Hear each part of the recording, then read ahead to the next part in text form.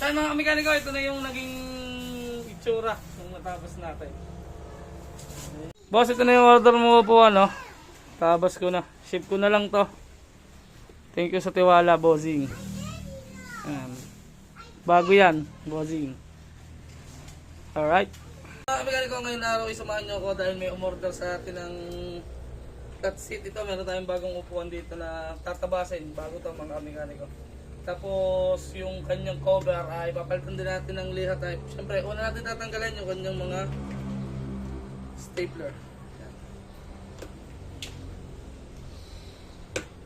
At yan, natanggal na natin lahat mga kamekanik to.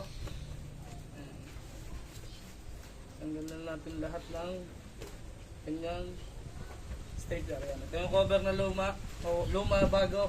Bago pala, hindi luma. Hindi na natin gagamitin to. Kaya sa mga gustong bumili, PM nyo lang ako. So, tatabasan lang natin pag anong ating binebenta yung pag ganito. Ganyan ang tabas. Yan, kuha lang tayo ng talim ng lagari. Yan, kuha lang tayo. Okay. Kaya mga mekaniko, ito, guhit na siya. Yan lang yung susundan natin. Yan, ganyan siya kanipis. Pero mababago pa naman yan mamaya. Ang gamit lang tayo ng lagaring bakal. Unti-unti lang. Saan mga kamekaniko, yan, natabas na natin ang lagari. Yan, hanggang doon lang sa may guhit. Ito, hindi ko na-apply na, no? Hindi na-apply, sabi ng customer, para medyo maganda tingnan sa may pangke.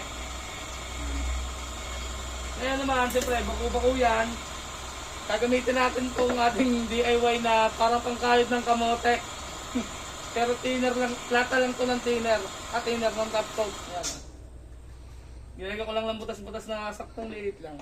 Tapos kudkod lang natin ito dito. Ayan, pansinin nyo, para siyang nagiging kamote na. Yung kamoteng kahoy na ginigiling na ginagawang nilupak na. Ayan, ganyan lang. Yan o. Ayan, ganyan lang mga kamekaniko hanggang sa pumantay.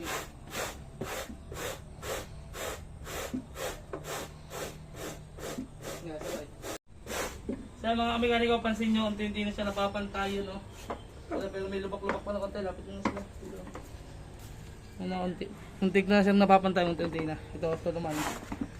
Kaya lang gawin natin ang gawin. Medyo mahirap lang ang proseso nito, pero okay, ito yung nakasanayan ko. Yung iba grinder yung ginagamit, masanay ako dito mga kamekaniko.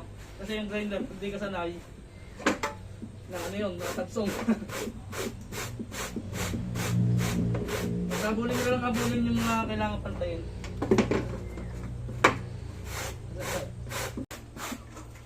Ayos na mga kamekaniko. Yan, ito na yung kanilabasan. Finish na siya. Ito, bababa pa ito mga kamekaniko pag nilagyan ng seat cover. Kaya ito nga pala yung cover na ikakapit natin dyan, lihat type. Yan o. Yan, ikakapit natin dyan. Ito yung order ni sa JP. Medyo pinapantay-pantay ko lang. Ayos na. Kabit na lang natin itong seat cover. Saan mga mekaniko, ito na yung naging itsura nung natapos natin. Ayan yung itsura niya mga mekaniko. Ganyan na siya nakaganda. Alright na. Saan, dito na tatapusin yung vlog natin mga mekaniko. Yan, nakakabit na siya.